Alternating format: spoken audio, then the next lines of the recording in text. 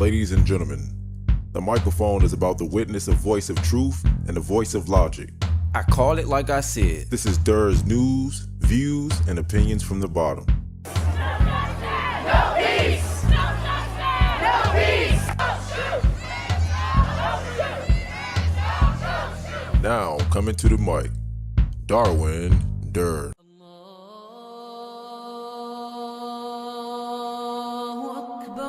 Fight those who do not believe in Allah or in the last day, and who do not consider unlawful what Allah and His Messenger had made unlawful, and who do not adopt the religion of truth from those who were given the scripture.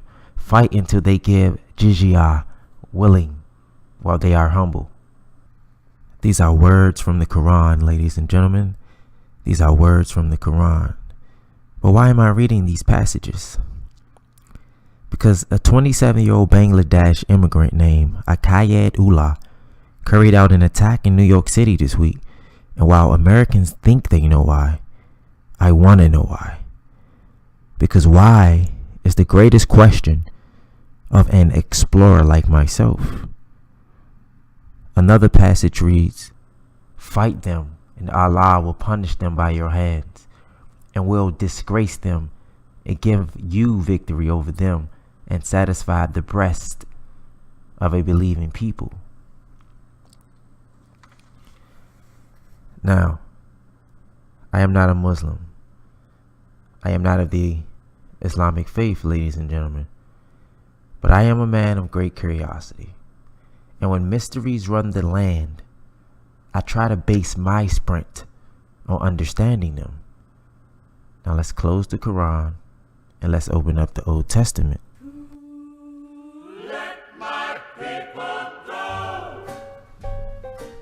The Old Testament reads, ladies and gentlemen, if a man lies with a male,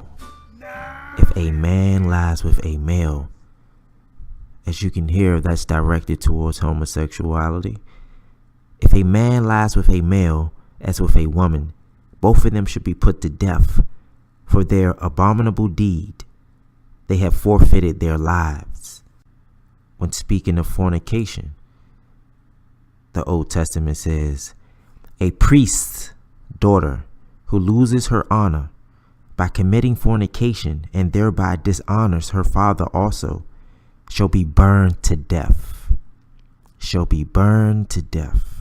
Whoever sacrifices to any god except the Lord alone shall be doomed.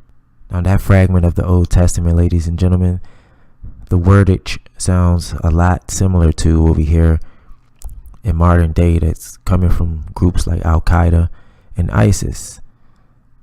But it's actually from biblical teachings of the Old Testament. Whoever sacrifices to any god except the Lord alone shall be doomed. Ladies and gentlemen, I am not a religious scholar. Let's get that out of the way. There may be religious folks who will hear this and say, oh, you got that wrong. You got that right. It wasn't detailed enough. I am not a religious scholar. What I am doing is trying to bridge the dichotomy between biblical teachings and the hypocrisy of my people. To the best of my knowledge, to my understanding. But I am not a religious scholar, nor do I claim to be. These are just things that I am searching and trying to understand. You see, when people read or hear these words from the Quran or from the Old Testament, they say, how immoral and murderous the literature and teaching of those books are. But those questions, ladies and gentlemen, has a hypocritical basis to them. Let's be clear. I do not condone murder in the name of anyone or anything. But I am a very honest man, and I call it like I see it. Hypocrisy, ladies and gentlemen. Hypocrisy is a mask that we wear the finest. The difference between those books and the reality of my people is that there's a doctrine provided on how to be pure within those books.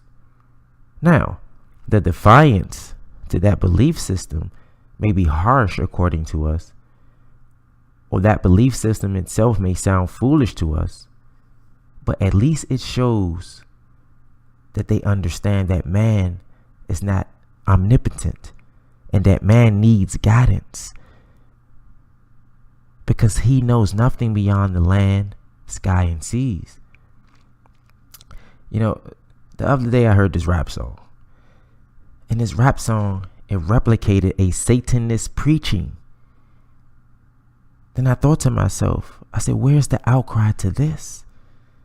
Don't get me wrong, I love with a passion, I love hip hop, ladies and gentlemen. But like I said, I call it like I see it. What is a scripture? A scripture is writing.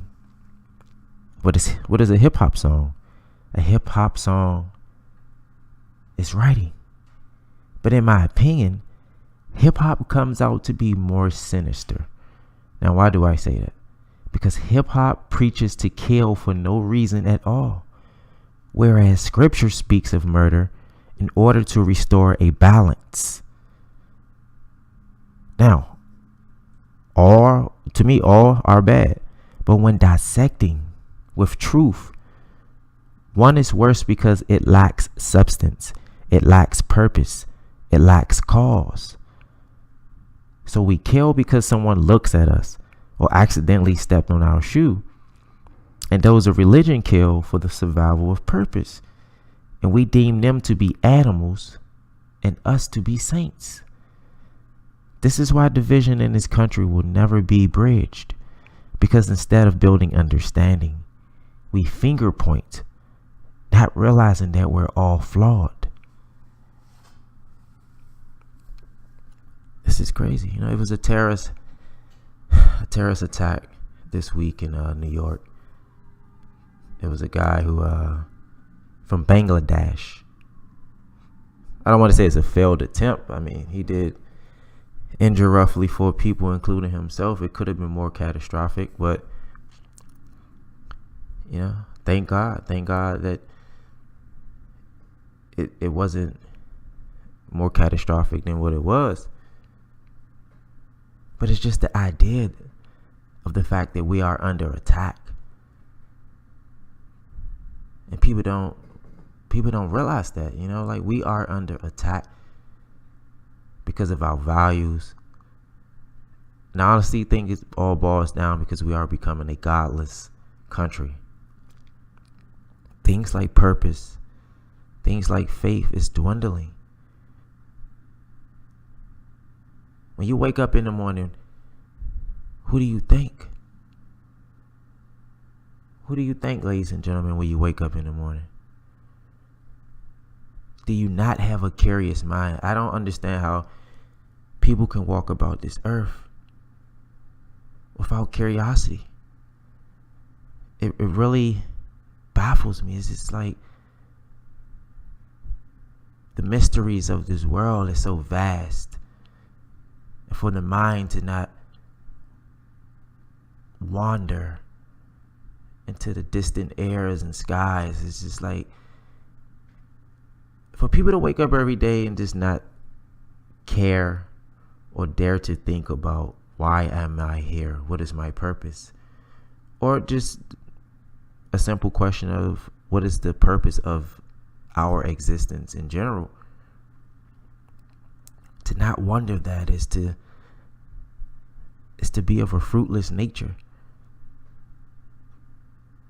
I like to call it a waste of sperm. Like, I don't believe our true purpose is to be born just to go to school, just to get a good job, just to take care of your family, look up, you're 80, and then you're dead. This creation is too marvelous, ladies and gentlemen. There has to be a larger purpose. And a lot of times I feel like that is what religious folks is fighting for.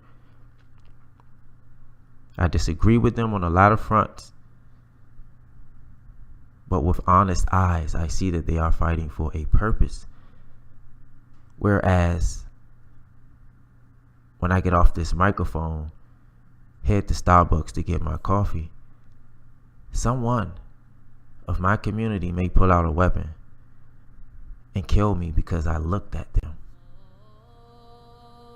They may kill me because I looked at them. Not because a God said so. Not because they're trying to restore the balance of existence or purpose. But because I looked at them. OneDurr. Tell me what's the use in trying? I've been trapped since birth. Cautious, cause I'm cursed. And fantasies of my family in the hurts. And they say it's the white man I should fear. But it's my own kind doing all the killing here. Hip-hop is a platform of indoctrinating, ladies and gentlemen. Just like a church, a mosque, or a synagogue. Some would say that there have been prophets to come along in this art form that bear messages of prosperity. Now, it's very important to understand translation. A community may not understand scripture if it is not translated in relatable terms. Follow me now. A dormant mind will hear Tupac and say, that's not divine messaging, all because he's not quoting verbatim what a biblical book says. But an open mind can see the translation. Only God can judge me. May not be written per se in the book, but a similar intent is. I see a lot of young folks out here wanting to be rappers, but they don't understand the responsibility of that platform. Follow me. To be a rapper is to be an imam. Follow me, keep following. To be a rapper is to be a priest. To be a rapper is to be a preacher. In the sense that you are administering a message on a platform that can influence millions, ladies and gentlemen.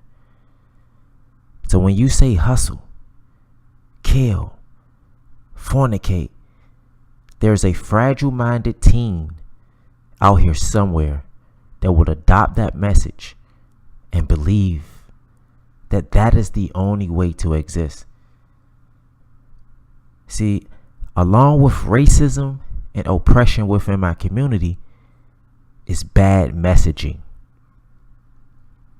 And it's rare. It's very rare that I see the attempt to defy the stereotypes in which the world views us as. When you get on that mic and you serenade the ears of millions with messages of hatred and violence, yeah, the crowd goes wild. The crowd goes wild, ladies and gentlemen. You then become entwined with ISIS, Al-Qaeda, Boko Haram, Hezbollah, the Christian Crusaders, the mentality of the 7th century plague of war.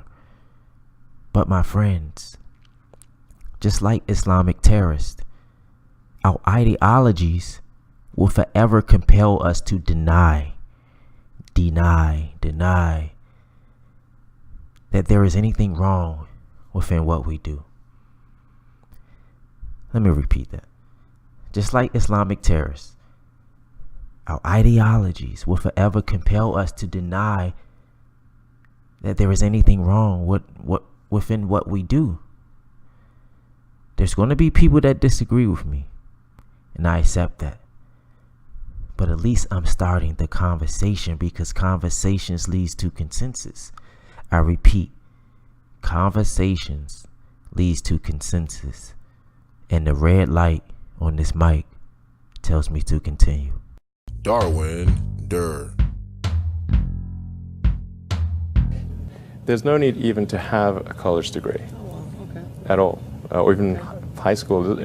I mean, if somebody graduated from a great university, that may be an indication that they will be capable of great things, but it's not necessarily the case.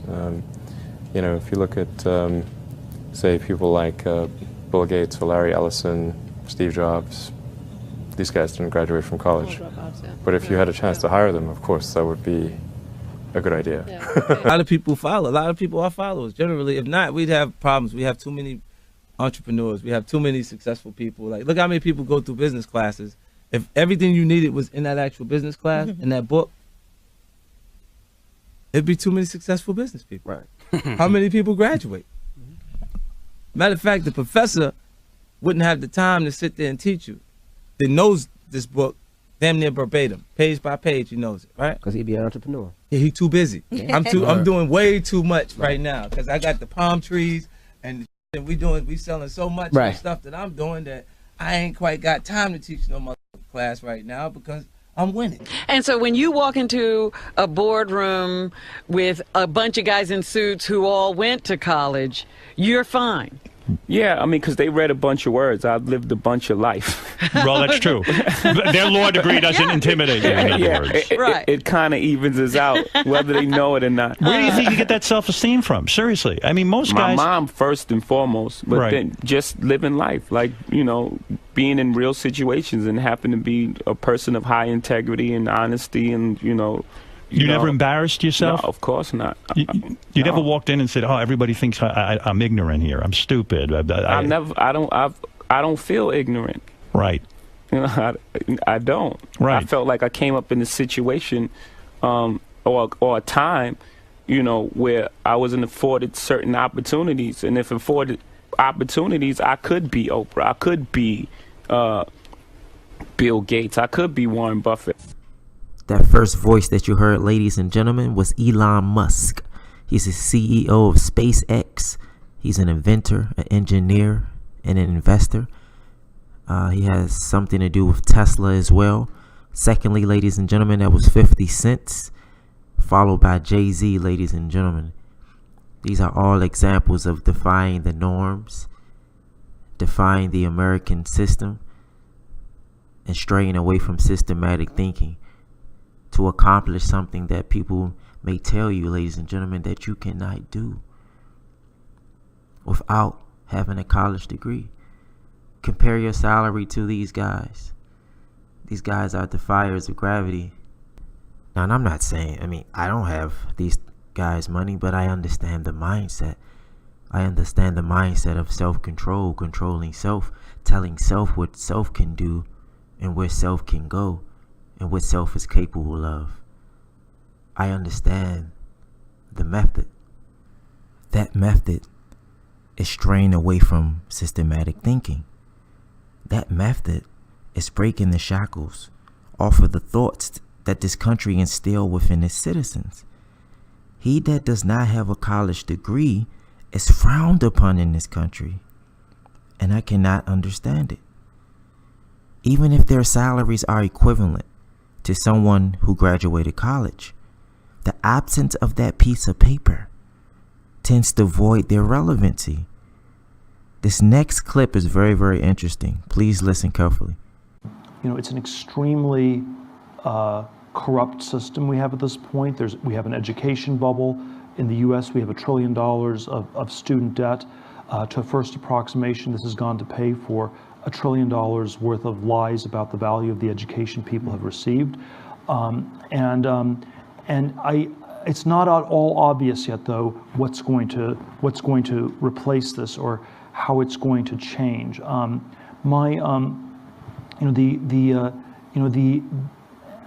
somewhat skeptical that it will be replaced by any sort of single unitary system. I have this fellowship for young people to start companies. It's not, my claim is not that everybody should do this. I don't think everyone should become an entrepreneur. And I think there is no one size fits all. So I think the future will be much more heterogeneous, much more diverse in terms of what people do. What's really anomalous is the sort of unitary tracking where you have to go to an elite college, you go to Yale or you go to jail. There's nothing else you can do, you know.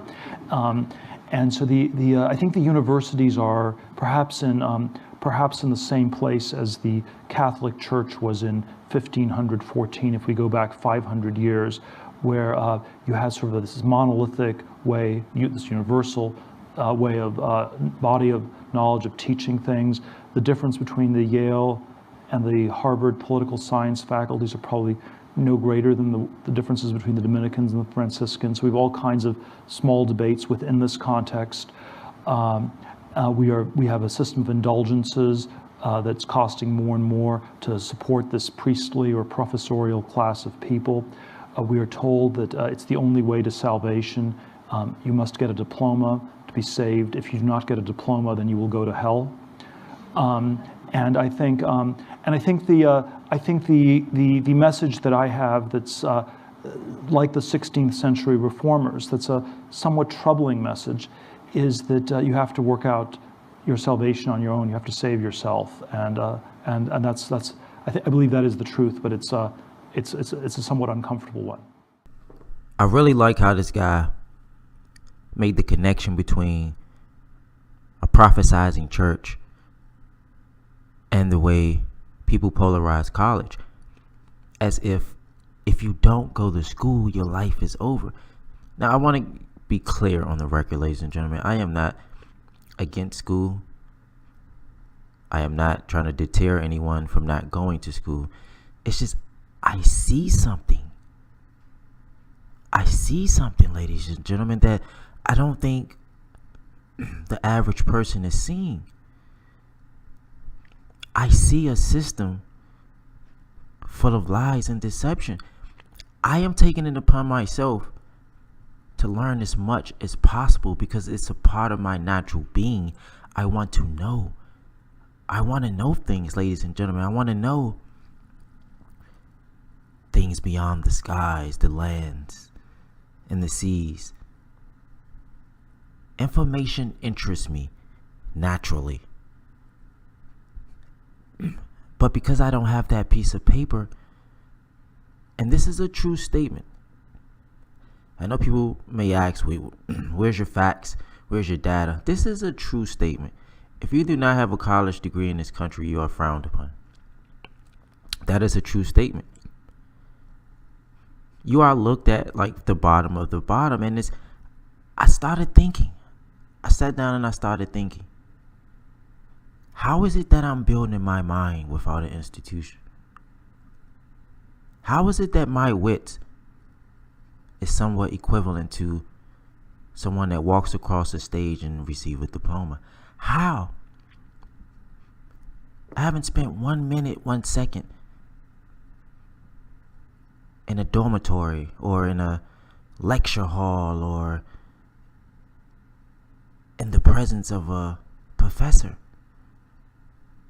But yet, every single day, I am building my mind. Every single day, I am building my thoughts, setting free my mind, defying gravity, ladies and gentlemen, every single day. So it started me to think how much deception is being, ladies and gentlemen, is coming from this country. I believe it has to do with a profit motive.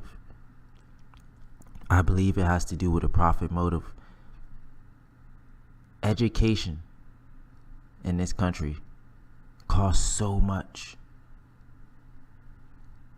But the cover up, ladies and gentlemen, is the fact that thinking is free. The cover up in this country, ladies and gentlemen, is the fact that thinking is free. Thinking is free, ladies and gentlemen. I see something. I am not trying to deter anyone, and I'm quite sure that I won't.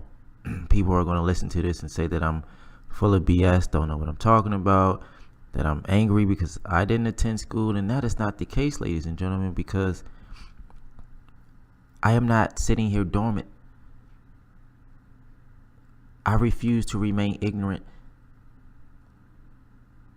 I have made a pledge to myself that I will build myself without being compelled to, without being forced to, and without following what this country is telling me I should do.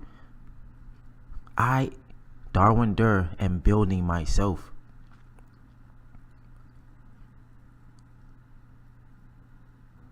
The red light on this mic tells me to continue.